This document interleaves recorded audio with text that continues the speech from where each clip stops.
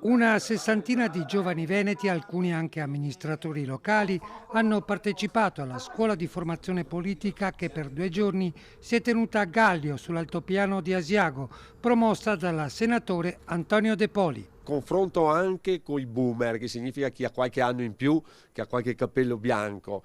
E su questo sono nate molte riflessioni, molte domande. Non abbiamo messo simboli di partito. L'area è quella del centrodestra, confronto in videocollegamento con Anna Maria Bernini, presidente del gruppo Forza Italia UDC al Senato. Sabato c'era stato Pier Ferdinando Casini. Ai lavori ha partecipato Mario Conte, leghista, sindaco di Treviso, presidente Anci Veneto. È fondamentale imparare, condividere, conoscere quelle che sono le sensibilità dei giovani se vogliamo costruire le città del futuro. Si parla di distanza tra giovani e politica, ma c'è chi è impegnato come amministratore comunale. I giovani hanno voglia di cambiare la politica che hanno visto fino adesso, di appunto dare quel tocco di giovinezza che adesso manca.